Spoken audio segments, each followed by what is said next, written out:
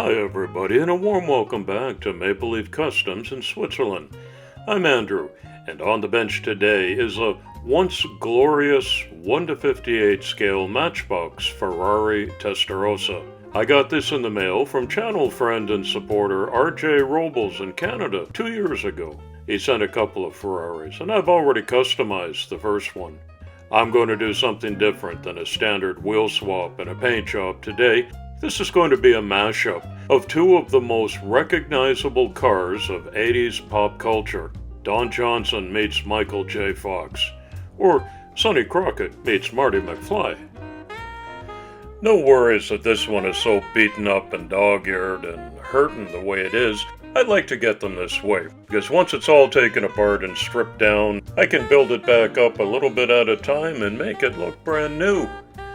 So stay tuned with a cup of coffee and watch the transformation from Testarossa to Time Machine.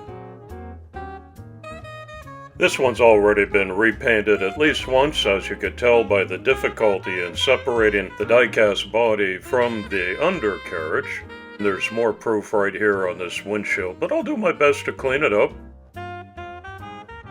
Not going to be needing these original wheels anymore, but I will bag them and tag them and put them into a bin in case they come in handy for a Gaslands build or some other project down the road. Good bones to work with here, I think.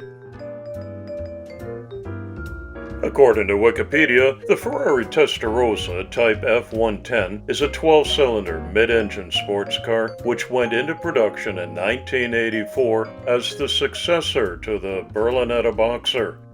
The Pininfarina-designed car was originally produced from 84 until 91, with two model revisions following the end of the Testarossa production, called the 512 TR and the F512 M, which were produced from 92 to 96.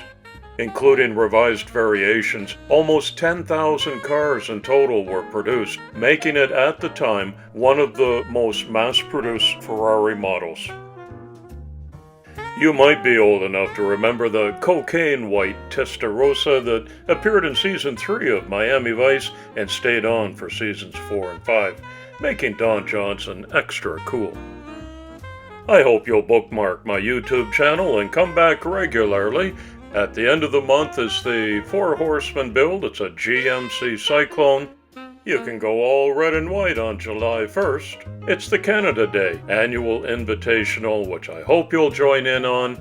And I've got a cool looking Ford P68 Group 6 model coming up too. Lots of good stuff and an interesting variety, which I hope you'll enjoy. The only part of the DeLorean that I'm using in this mashup is this bowl of spaghetti by Doc Brown, which is all the futuristic flying components, and of course that had to be 3D printed to capture all of the detail, which it did beautifully. I'm going to accentuate some of that detail with some panel liner, just to bring out the depth and the 3D parts in there. The main thrusters are jet black. Going by still pics of the DeLorean from the film, I'm trying to incorporate some of the futuristic technology onto the body of the Testarossa, like these cables and hoses that run from the front to the back. By no means are they identical to the DeLorean in the film, as you can see here, but it's my closest approximation with what I've got on hand.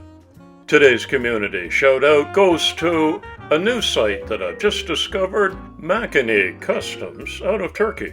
Follow the link in the description and check out especially the VW Bug transformation into a Formula One racer. It is extremely well done. A quick visit to Thingiverse provided me with the 3D files for the wheel and folding assembly that go together. I glued them up, primed them, and painted them like this. Now I'm ready to put the Time Machine components onto the back of the Testarossa.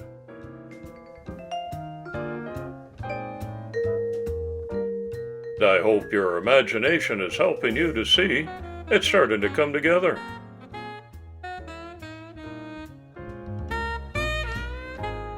Still a good ways to go, but we're well underway with the mashup. During this whole process, I found myself flip-flopping back and forth between DeLorean and Testarossa details, so I put a little bit of blackwash on those famous side door louvers on the Ferrari, and now I'm giving attention to the DeLorean wheels and the retractable assemblies. Get some highlights only. You know that Michael J. Fox, who played Marty McFly, is one of my fellow Canadians, and my heart goes out to him for his long time and ongoing struggle with Parkinson's disease. I'm not finished yet, but I'm rounding third, and it's time to put these finished components back together so that I can continue with some of the detailing. You'll notice that I just blacked out the windshield. I did my best to take off all of that kit paint that was on there, but this is one of those soft plastic windshields, and it didn't take kindly to any of my sanding or buffing, so in the end it was easiest to go this route, and I think it suits the theme. Part of my attention to detail are the Ferrari decals on the hood and the front quarter panels.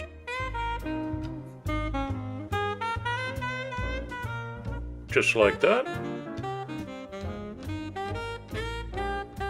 And from the movie, the license plate was out of time, but I don't have room to put them on the Ferrari like there was on the DeLorean. But I didn't want to leave it out, and I thought it looked kind of cool this way and breaks up some of the monochromatic acreage up front on that big hood. I flip it over and make sure that I black out all of the wheel wells so that you won't see any silver poking through there.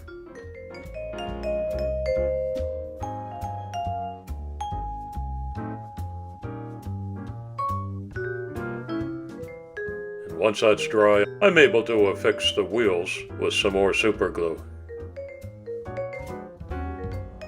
They fit in nicely to the Testarossa chassis.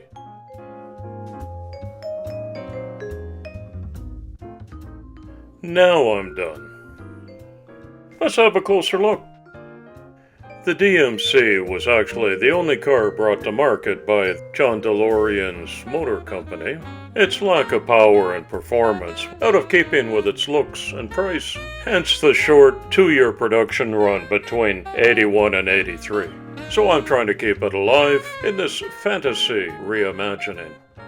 I think the mashup with the Testarossa went very well, and I'd love to hear what you think in a respectful comment below. Thanks again, RJ, for supplying me with a couple of Ferraris and for waiting this long to see the second one get its turn on the hobby bench. I hope you're pleased with what I've done. I had great fun doing it. I remember enjoying the TV show even though I was in university at the time and not watching the boob tube too much, and it was a great film trilogy too. So here they are blended together. The metal washer on the bottom of the chassis attaches to a magnet on this stand to make it look like it just hit 88 miles per hour.